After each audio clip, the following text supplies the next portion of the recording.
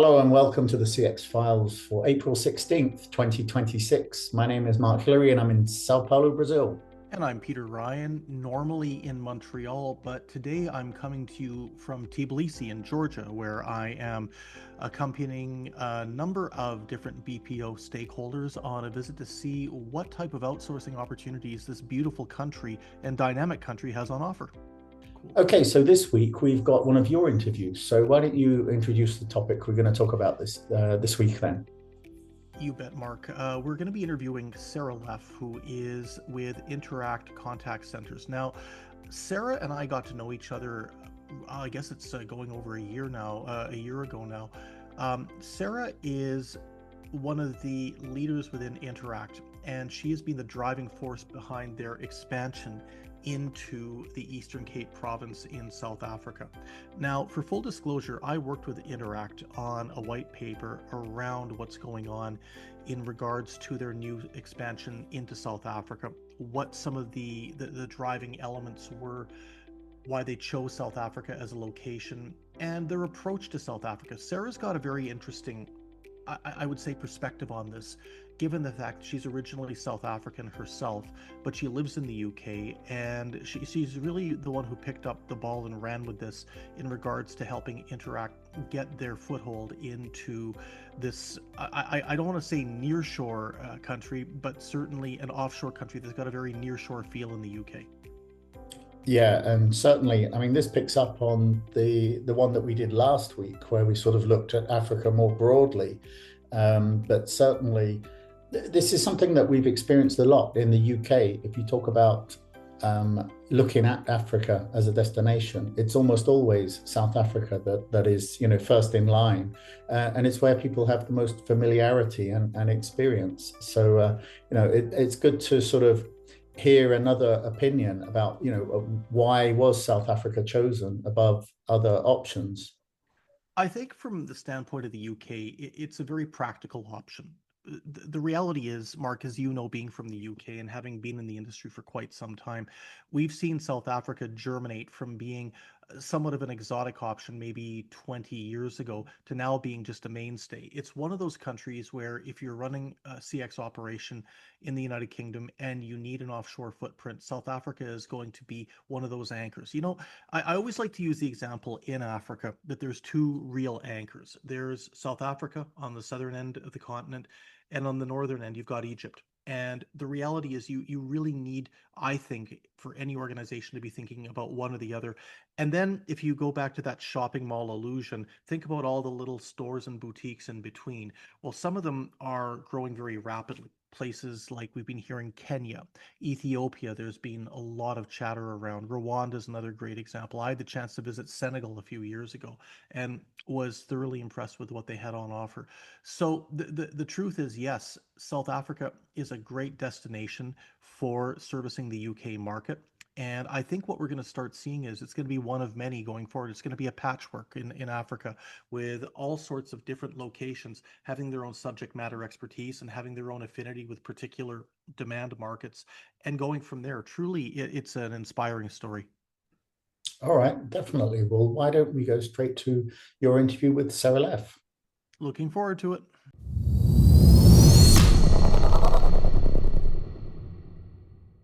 Well, the CX Files this week is really excited to catch up with our friend Sarah Leff. Now, Sarah is joining us today from her home in the Greater London area, and I believe Richmond, right, Sarah?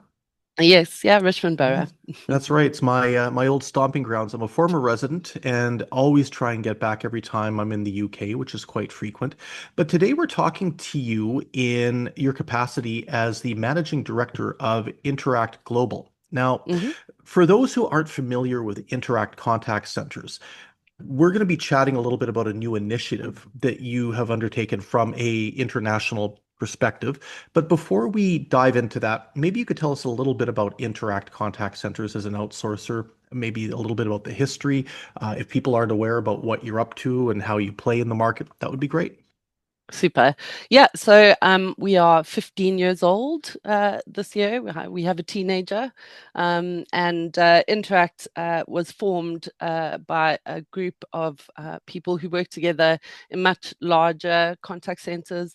A lot of us came from, so the really big ones, I suppose, and we set up Interact as with all of that experience and understanding, while trying to focus on its people as the sort of core of our business. So we generally aim to have sort of smaller centers where it's more personal, where people feel like they're part of a family, I suppose, versus a much larger contact centers, which are also synonymous with those larger businesses, I suppose. So we have around 800 employees in the UK now, which has grown tremendously over the last 15 years. And we're very proud of that growth. We're really quite well known for having really, really strong partnerships with our clients that last many, many years. So most of our clients have worked with us for over 10 years. And the reason for that is that we focus on partnership and really playing a key role in developing and improving customer experience, and looking at the full customer journey and customer life cycle to ensure that customers are being looked after, that there's customer loyalty, and just general retention of customers over time. We work across customer service, retention, acquisition, on digital, voice, really all channels. And yeah, we've got some really lovely clients that we work very closely with. I think one of the things that they really, I suppose, value is our people-centric approach, and I think that's we sort of proved that in 2024 when we became the first BPO in the UK to become an employee-owned business. So all of our employees benefit from the success of the business, and we feel that that allows,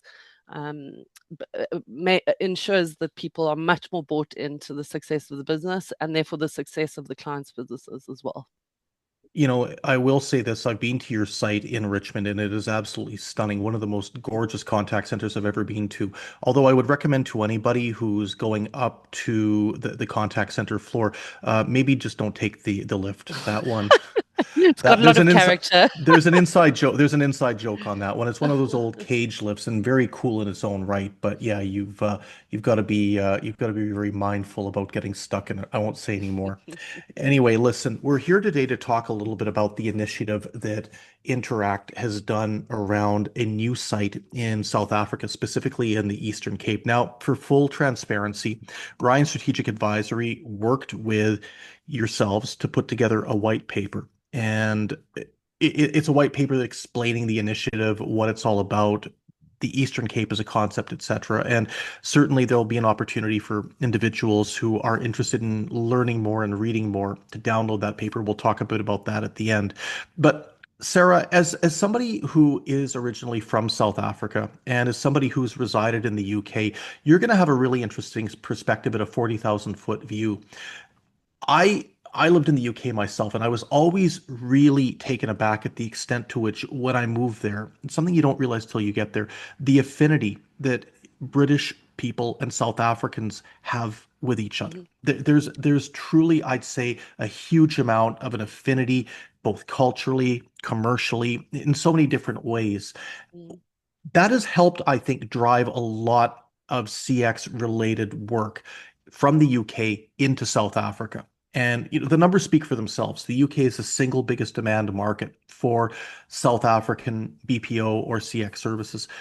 From your angle, as somebody who's originally from South Africa and who's resided in the UK for quite some time, what's the secret sauce here? Where's the magic come from?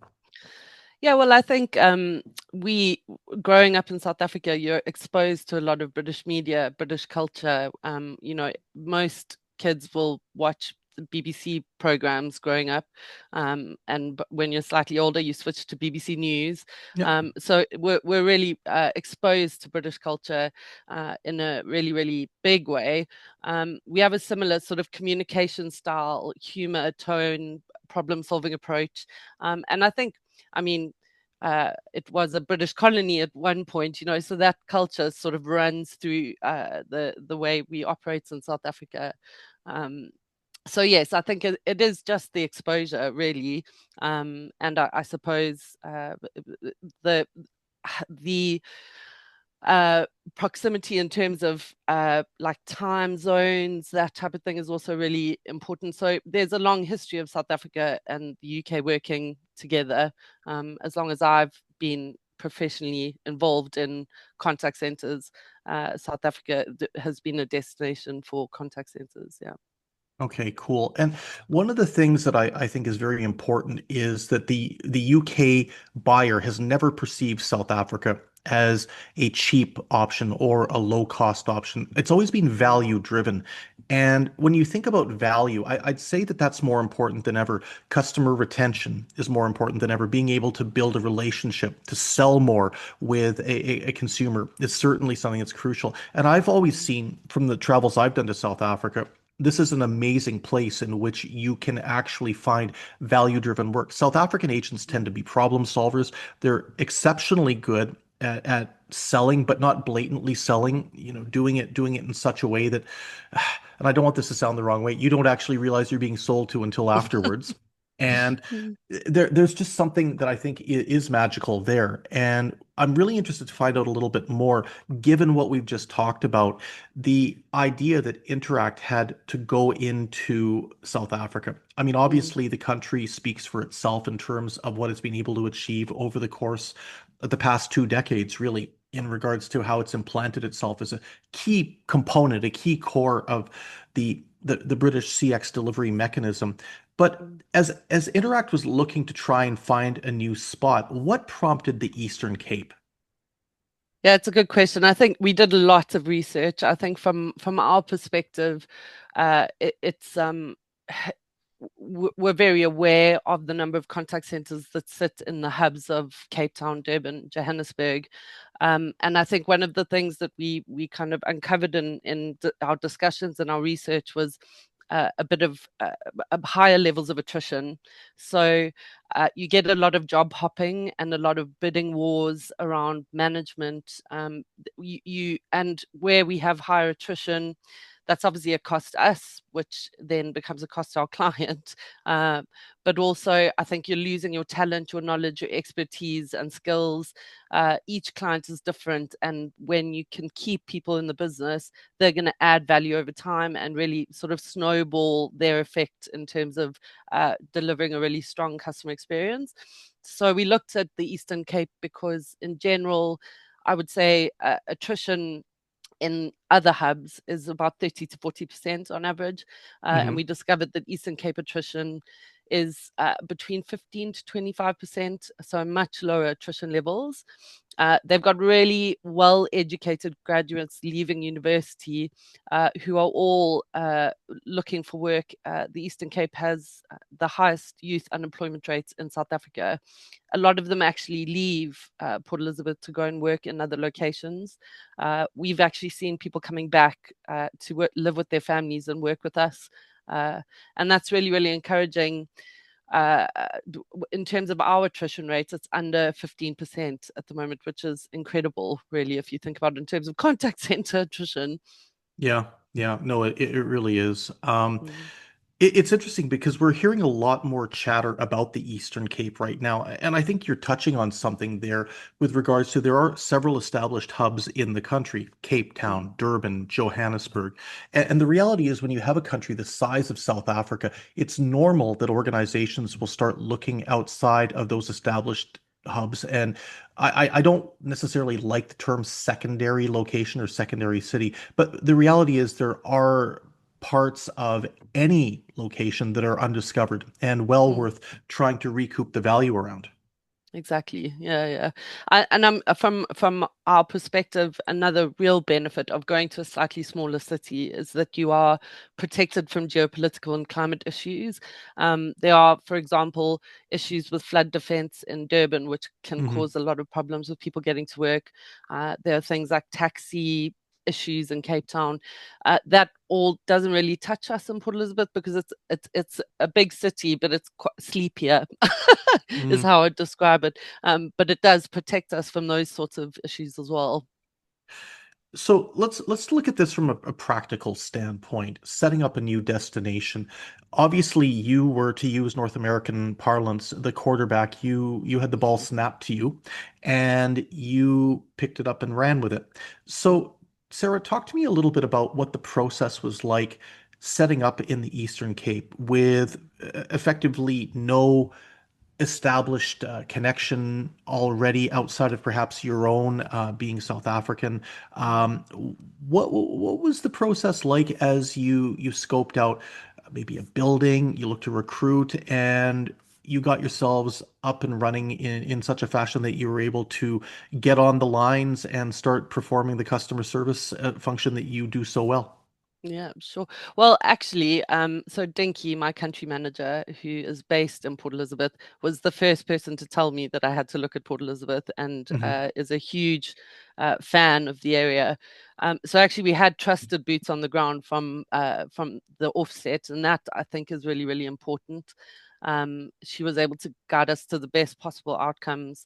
I think finding a suitable premises for us was difficult because I'm sure you haven't gone to our offices. We're a bit fussy about our environment, our working environment. We want it to be really lovely for our employees. Infrastructure you need infrastructure in place to mitigate mainly inconsistent electricity supply. So we have a generator, and we're looking at installing solar in the near future. Um, Connectivity is amazing. We've got a direct link, but that's mainly a data security thing. But speeds are excellent in South Africa, so that wasn't an issue at all. I have to say, recruitment was an absolute dream.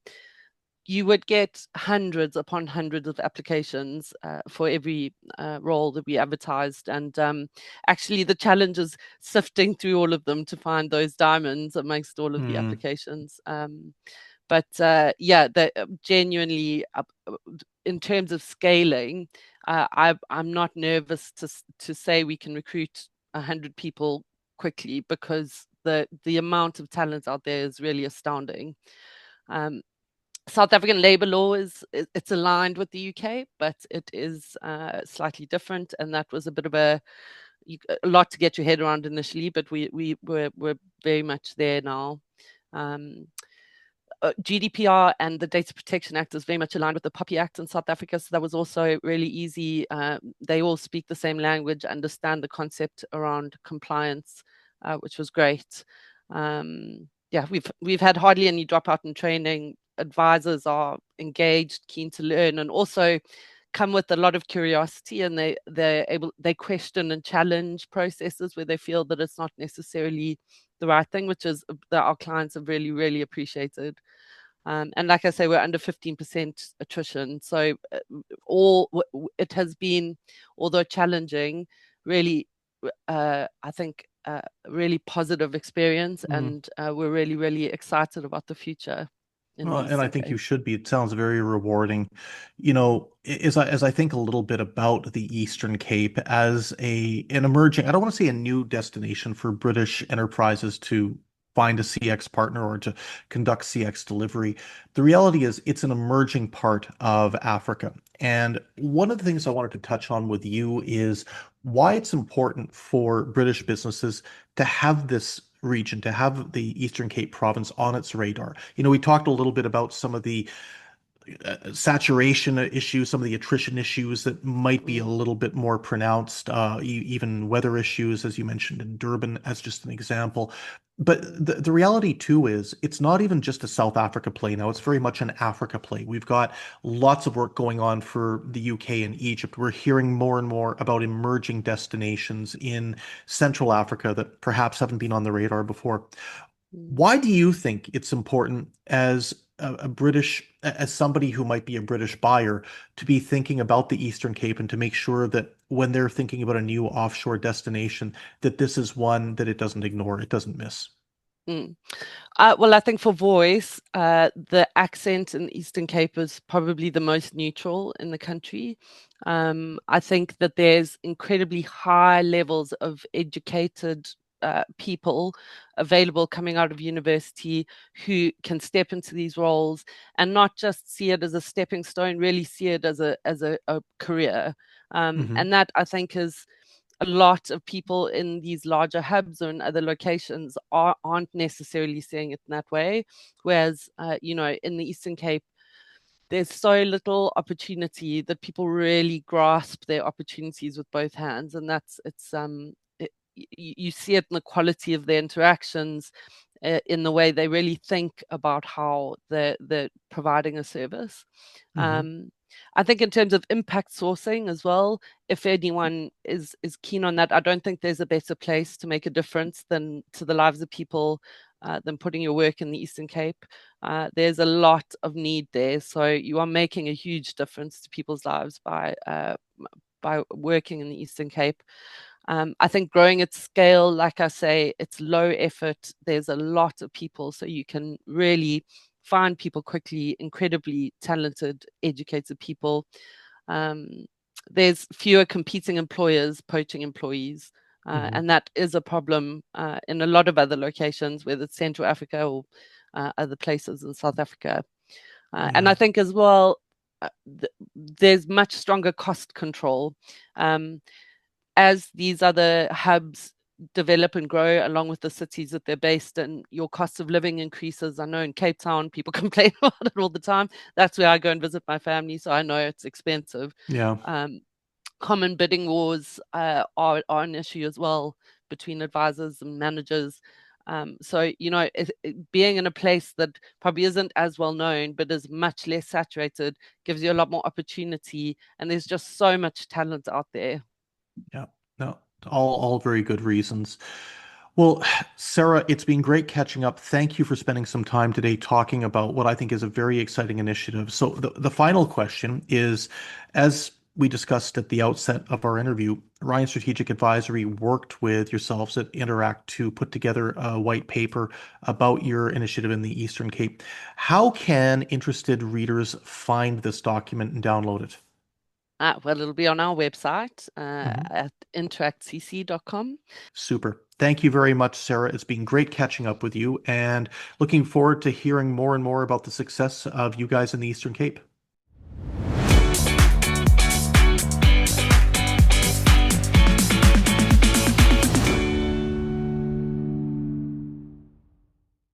Thanks for listening to the CX Files podcast.